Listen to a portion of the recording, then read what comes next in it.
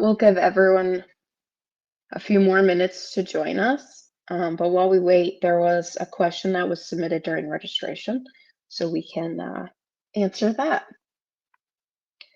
So the request was actually to show some workarounds when we want to select by multiple columns or multiple tables. For example, like year and month and date selection, they have workarounds, but what about if there's multiple text or choice columns? And so the way I interpreted this, and if this was your question and this is an incorrect interpretation, please post your question with some examples in our community forum. And let me share a link to our community forum. I'll put the link in the chat so everyone will have it. Okay. So the way I interpreted this is you're trying to do like an OR filter. And so let's say you want to filter choice 1 only when 1 and 3 is there, but also you want if choice 2 is, let's say, B or E. Now it'll only filter it if it's both of those things. So it must have B or E, and then it also has to have 1 and 3. So it's kind of an and. But how do we do it if it's 1 or 3 here, or B or E here? You can use an OR filter. So the way I would do this is actually using a formula column. And so that's what I did here. Now this particular one I did a little bit different. So it returns true if 1 or 3 appears in choice 1, and then A or E in choice 2. So it has to have 1 or 3, and it has to have A or E, and then it returns true. But you could also do it where it's any of those things. And let me just add a column. And the easiest way to do this is really to use our AI assistant. So to start entering a formula, you would click the equals key, and then you get the screen like you see here where it says enter formula or use AI assistant. Click on that, and then you just tell it what you want. So we'll tell it in caps.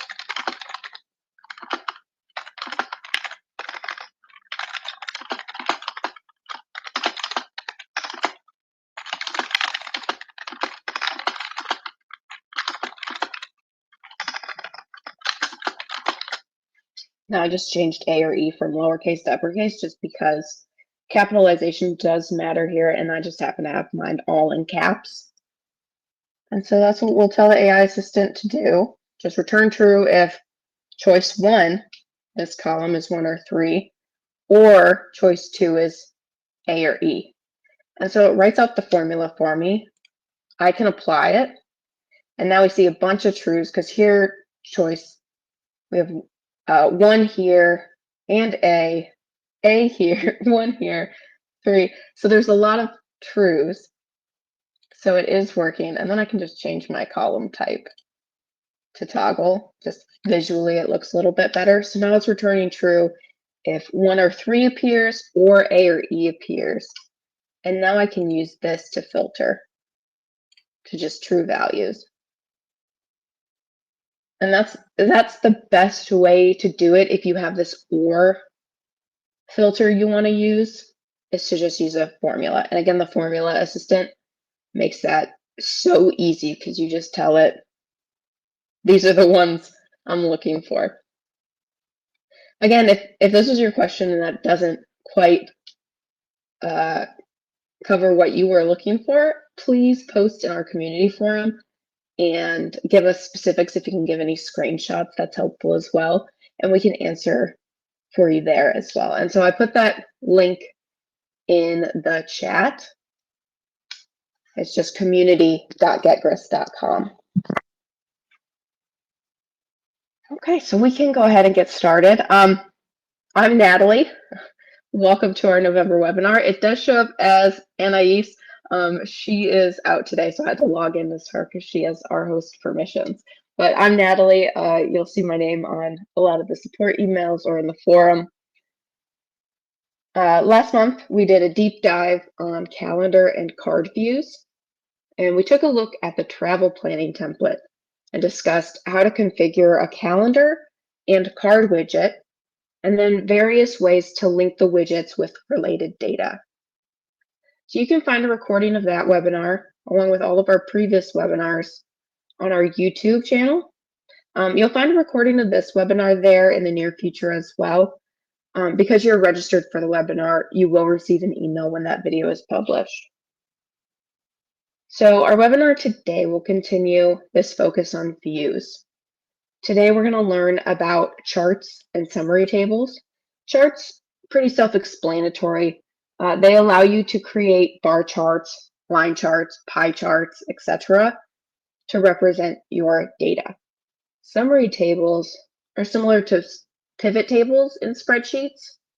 They let you get table-wide totals or any subtotals.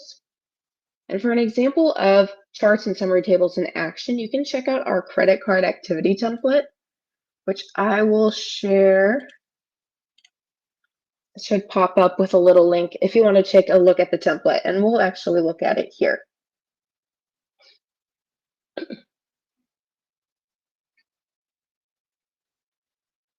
Okay, in our template, we have several pages with useful data. On our first page here that we're looking at, we have multiple charts showing different details, like this first one shows expense amounts for each month. You can hover over it, it tells you the amount for that month. We also see a spending breakdown by each card member. So I can see the percent, but when I hover, it tells me the person and the amount they spent, and then what percentage of all expenses that makes up. And then this bottom one is a breakdown by category. So we can see what the expenses were submitted under what category. And so we can see that the most expenses were submitted for restaurants. And then we also have some summary tables throughout our other pages. So here on the by category page, we see a summary table of how much was spent in each category. And then here on card member, we can see how much each card member has spent. And then we also have these linked widgets. So when I click a card member, you'll see the activity table here on the right updates. So I can see Claire spent $3,200, and I can see the expense items in this table that make up that $3,200. And that's with our awesome widget linking. And then finally, the activity page just shows the data that these summary tables and charts are built from. And so we're going to use the same data today to walk through the steps of summarizing data as we rebuild these summary tables and charts. Okay, so to start, I already have our data in a new document. Let me zoom in.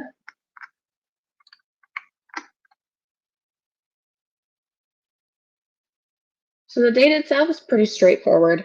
Each record is a credit card expense that includes a date.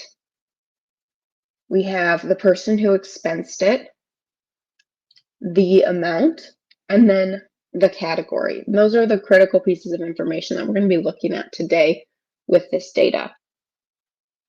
Now, in this format, we can't quickly gather much in terms of information from the data, but we can create summary tables to quickly see at a glance total spending amounts for each person or each category, like we saw in the template. Now, to create a summary table, we need to add a new widget. And for easier viewing, I'm going to add our new widget to a page. So to add a new widget, we go to the green Add New button, and I'm adding the widget to a new page. If you wanted to add it to the same page, you would select this next option, but we're going to add it to a new page. Now we want to create a summary table, so we'll leave the widget type as table. Next, we need to select our data. We only have one table of data, so it does make that really easy here, and that's our credit card activity table. Now to create a summary table from this data, we click the green summation icon, and that opens up this group by menu. We'll talk about that in a second. You don't necessarily have to use it. Just clicking that green summation icon will summarize all of our data, basically giving us a total of all the expensed amounts. And so we'll just add a page. The count, it tells us how many expense records there were, 167, and then we can see the total expense amount. Now let's jump back. We want to see that group by option. Most of the time, you'll probably use group by over just summarizing the table as a whole. The option to group by different columns allows you to create subtotals. So one of the summary tables we saw in the template was total spending by each person. So to create that table, we would simply group by that column that contains the person's name, which is card member. Then it's going to sum together all the records where the card member matches. For example, all expense items for Vera O'Connor would be summed together, giving us her total spending. And so we'll go ahead and add that to the page. So there we go. Because we grouped by card member, it's giving us this subtotal, so we can see Vera O'Connor expensed $4,800.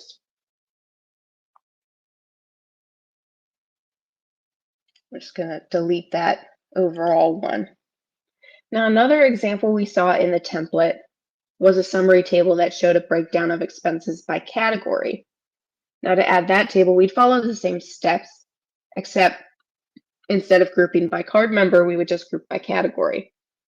And so we'll create that table. I'm going to do that on a new page, and that'll keep our card member summaries and then our category summaries separate. So I'm going to add a new page. Again, we just want a table widget. We're going to create a summary table. Click that summation icon. And then this time, we want to group by category so we can get that subtotal amount.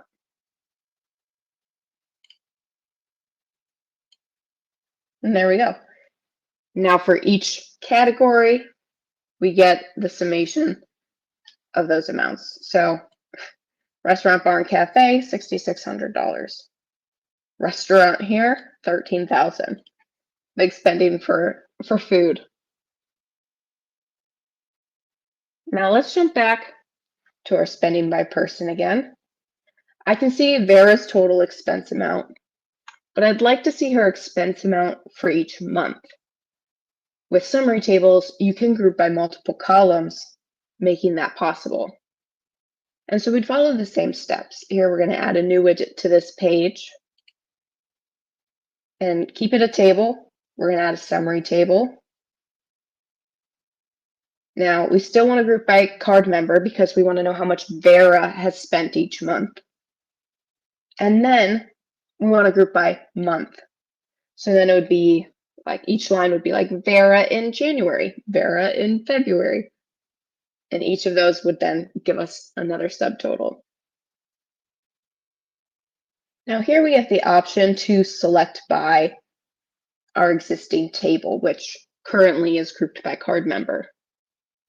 That's because this table that we're about to add is also grouped by card member. And so by doing select by, when we select a card member from the first table, then the second table that we're about to add will filter to just show their expenses by month. So go ahead and add that to the page. So now if I click on Claire, I can see Claire's spending in each month. Let me put these side by side. And Darren only had 2 months of expenses, but we can see the total expense amount for those months. Darius, we can see expensed a lot in January as well as May.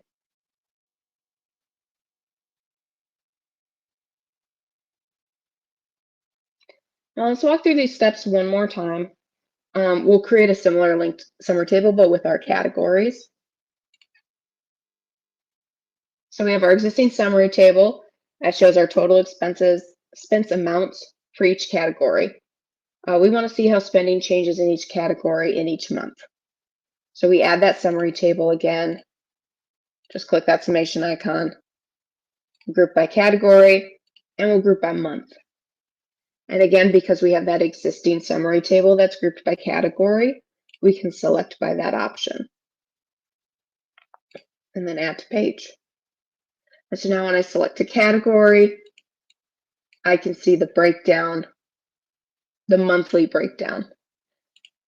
Restaurants, we can see that May and July are the big spending months there.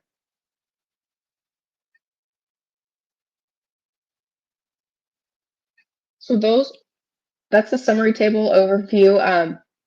We do have a helpful article in our help center. I'll share a link to that. It's a good reference, basically to cover everything we just covered. How to group by, what group by does, including the linking. It's all covered in our summary tables article, so it's a good thing to reference back to as you need it. Now, summary tables give us great information, but visually can be overwhelming. This is a lot of information to look at. We can create charts to visualize the summary tables that we just created.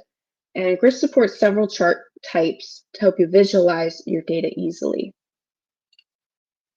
So the first thing we did was make a summary table that showed the total expenses for each person. That's this one here. Let's create a chart that shows the same data. We go to add new. I want to add a new widget to the page. Now, under select widget, we select chart. Next, we select our data. Again, we only have one table of data, and that's our credit card activity table. This is where the data lives that we want to chart. We still want to summarize our data for this example. So click the summation icon. And then you select your group by column. So we wanted to know the breakdown of spending by card member. So we'll just select card member and add to page.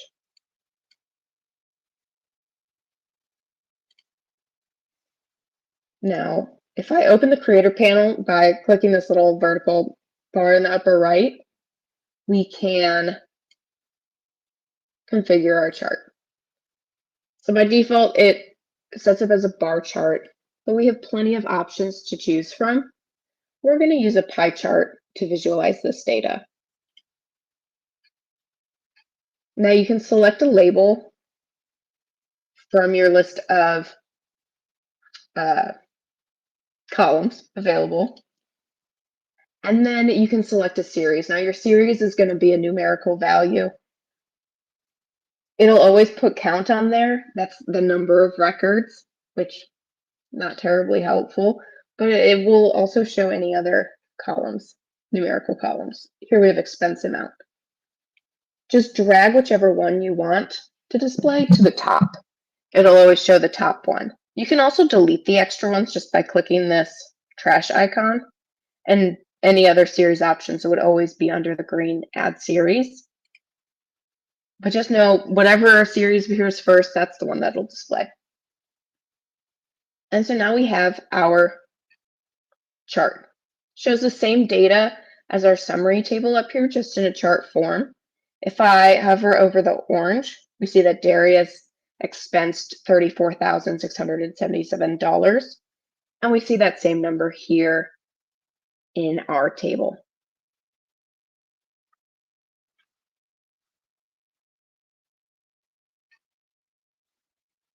Also on this page, we have our other summary table that shows the breakdown of each card member's spending by month. We can create this same data in chart form, and we can even link it because this chart is linked. When we click a name, we see that person's expense spending for each month. We can do the same thing with our new chart. So we'll add a widget to the page, select chart as your widget type, and then we want to group by card member and month, similar to before. And again, we still have that option to select by because we're grouping by card member. So it's showing two of our tables here. It's showing the first one we added, which was grouped by card member, which is this one you see here on the left.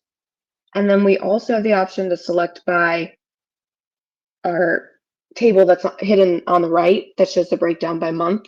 We don't want that. We just want to select by the card member and then be able to see all of their spending across all of the months.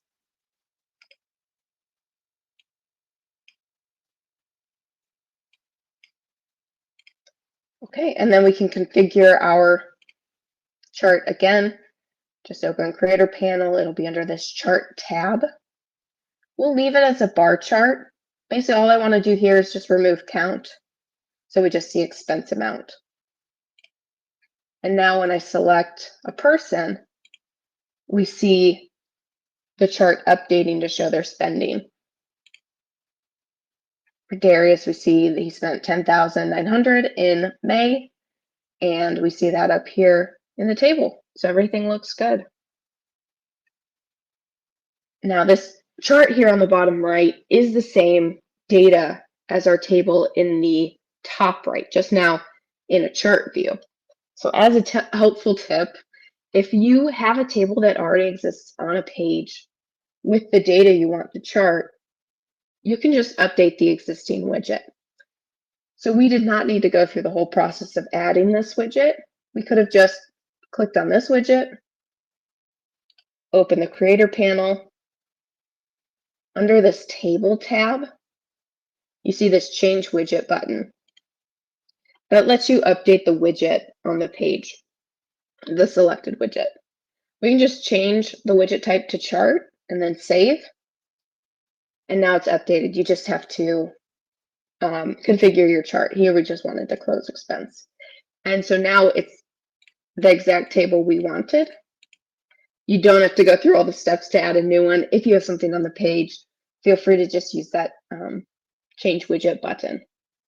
Now let's go through these steps again, but for our category summary tables. So first we made the summary table that showed the total expenses within the category here on the left. We'll add a chart that shows that same data. Click the plus icon, add widget to page. Want to add a chart, want to summarize, grouped by category.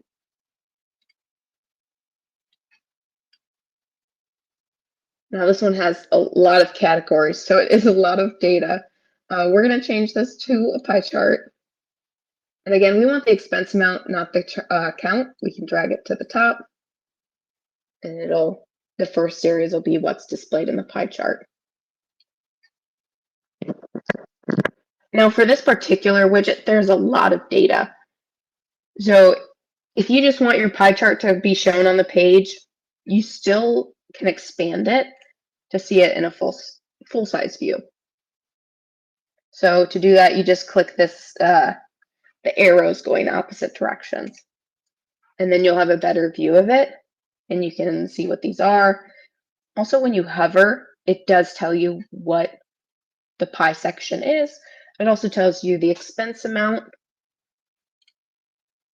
and you can do that same thing when it's in the smaller view.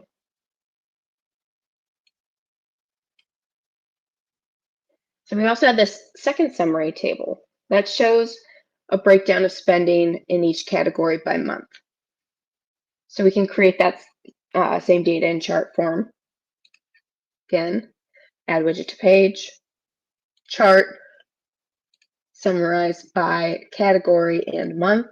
And again, we want to link it just like that existing summary table.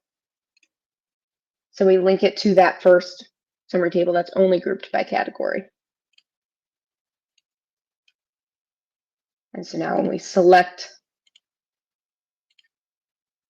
category, we see that the chart updates. Let's just click on the chart here and we can modify it. Particularly, we want expense amount to be what's displayed. With bar charts, you can have multiple series. So in this case, we're just going to delete count. And there we go. Now we have a visual representation of this table. And once again, I do want to remind you, if you have something on the page already and you want that data, but as a chart instead, select the table widget, and then in the Creator panel, change widget, select chart, and then just configure it. And that's much easier than having to go and add another chart. Oftentimes too, I find if I'm rushing and adding a widget, I'll forget to change the widget type and I'll go and add my table.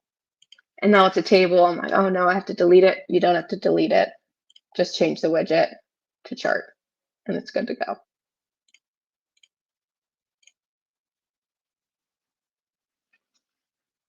Okay, so one thing we didn't cover yet are these different options available for the chart. So I'm going to add a new chart to a page so we can see these in action. Add a new page, chart, and then we'll use the card member and month chart.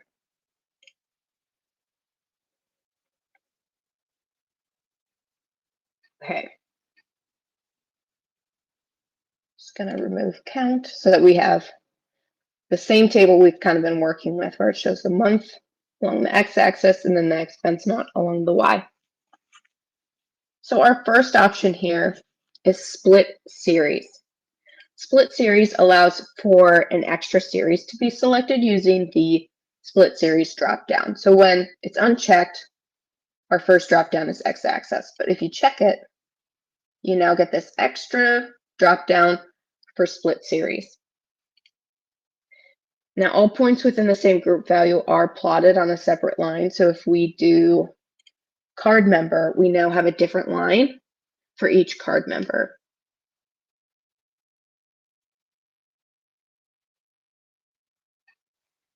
And that's, again, for each month as well. So this is a lot to look at. You can zoom in on a section by clicking and dragging, and it'll highlight that area. And now if you want to dig in further, you could just highlight a smaller section. And just like before, if you hover, it'll give you the numerical value. So here we see $459.67 for Claire, and that was her expense amount in July. Darren, $7,600. Now to zoom back out, just double click and it'll bring you back out. Now there's some other options here. You can invert the y-axis by doing that. The y-axis is flipped. We see the smaller numerical values above and then the larger values below. You uncheck and it'll be smaller at the bottom, larger at the top. We also have orientation. So it could be vertical like we see now or horizontal. And you can always apply the invert x-axis, invert y-axis at the same time. Log scale, self-explanatory, adds a log scale. And then stack series allows it to stack. So unstacked, for example, July, we see Claire, Darren, Mars, and Vera all side by side. But if we do a stacked series, it now stacks them one on top of the other. So then we can see our total expense amount. Let me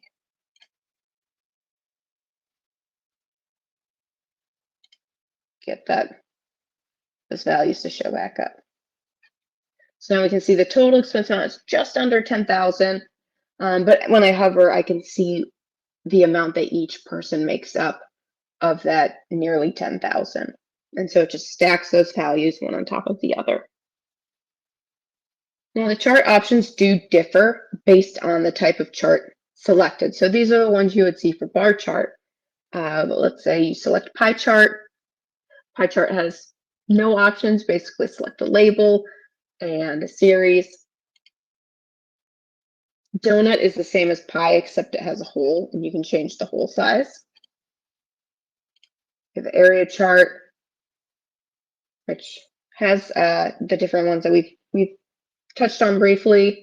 Got line chart, has a couple extra.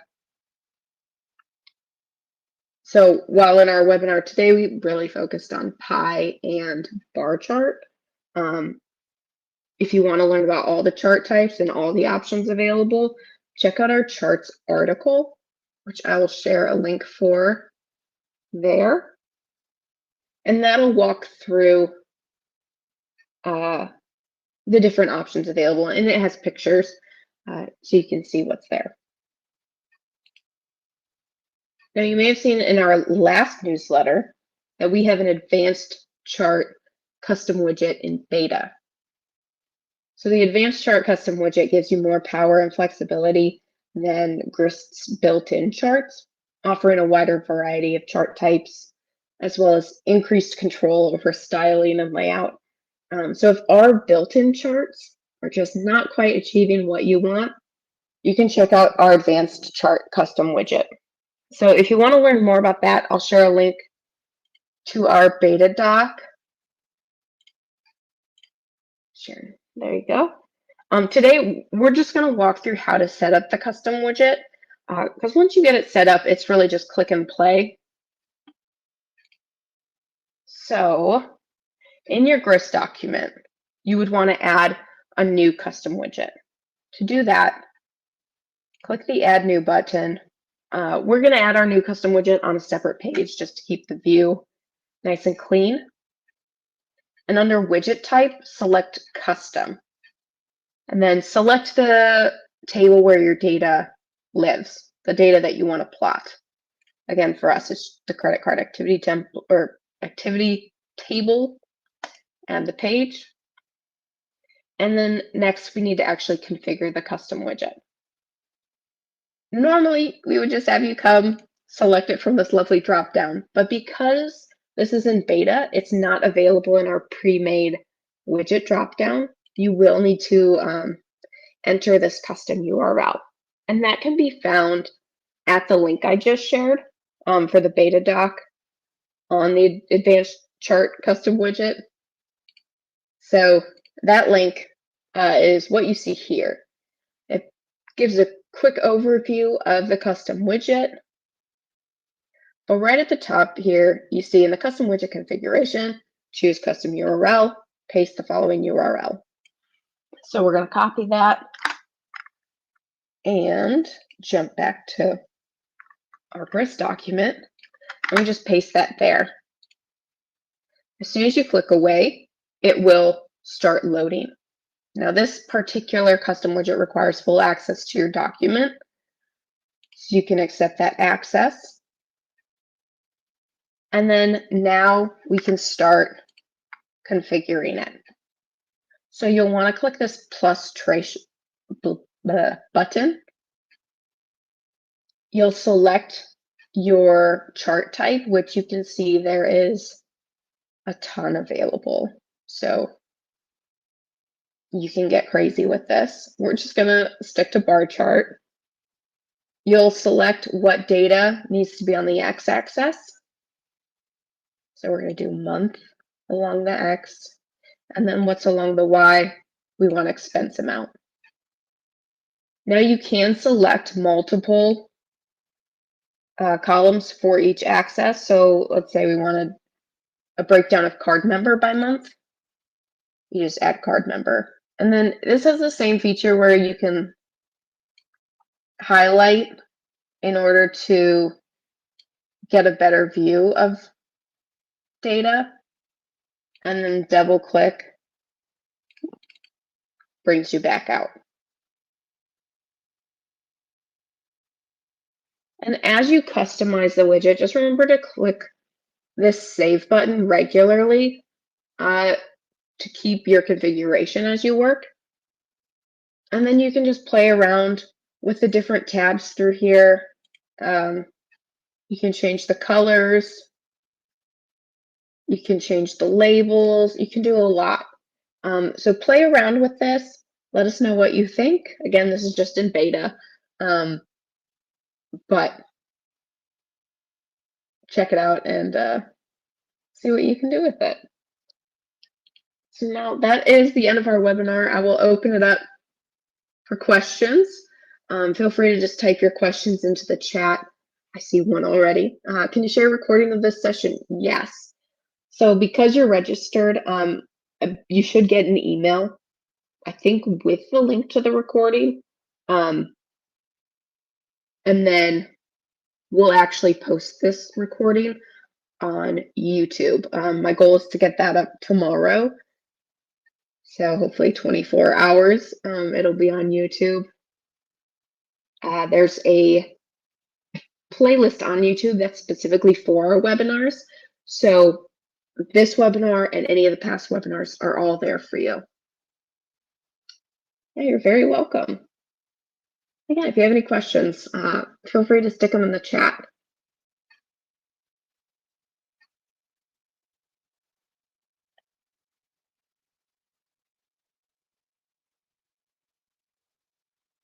Oh, the concat formula. Okay. If you wanted to post it in the community, then I can, if you want to post your question here, I could maybe answer it here. But otherwise, post your concat question in the community, which I'll share the link again for that. And then we'll be able to give you an answer there. How would I save the chart for sharing? So you can download any chart. You could download it as a CSV or XLS. I wouldn't recommend doing that. I would just print the widget, and then you can have a nice PDF of it.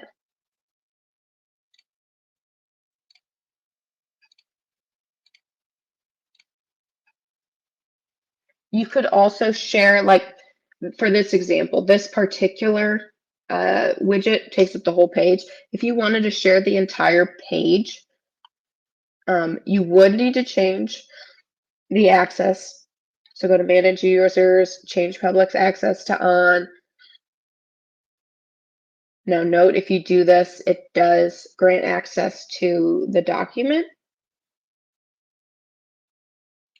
So if I would recommend checking out access rules or like message us, and we can give you some more details on the access rules bit. But with that, at the end of your URL, if you change it to style equals, we just changed it to, let me check 1 second.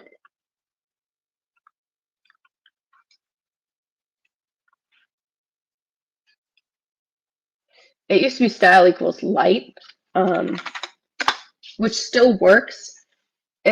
Oops, I needed that page number, hold on. Don't delete the page number and then put question mark style equals, the old one is light, but it still works. And then it'll remove all the other Grist stuff and then just show you the chart. So if you just wanted to share a link to the chart or to the page in general, that's how you do that. Let me get the actual ending for you. 1 second.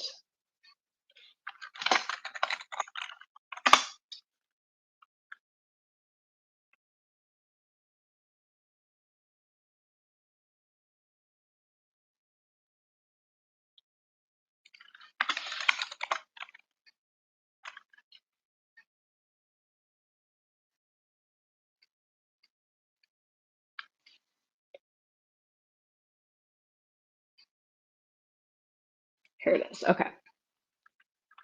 So in the parameters section, I will share a link to this in embedding this It's style equals single page.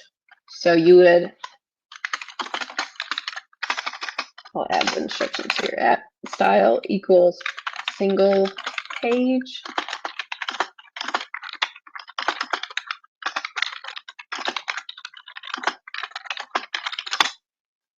Okay, so I added a note in the chat to do this. It is not style equals light, it's style equals single page. Single is a lowercase s, page with a capital P.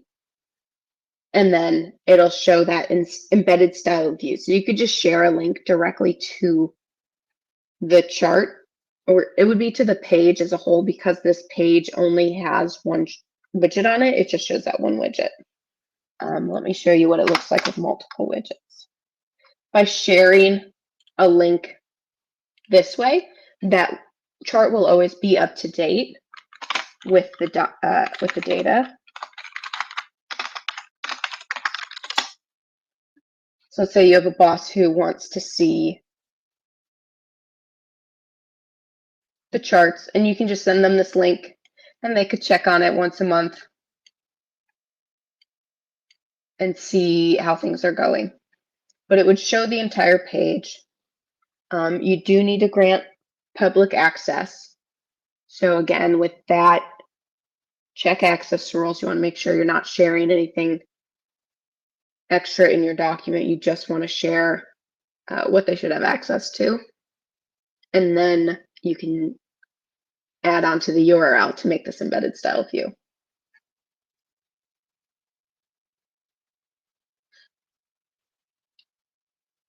And just, again, if you did want to just save it, print the widget as, and you could save it as a PDF here, which is handy. Cool. Awesome. Any other questions?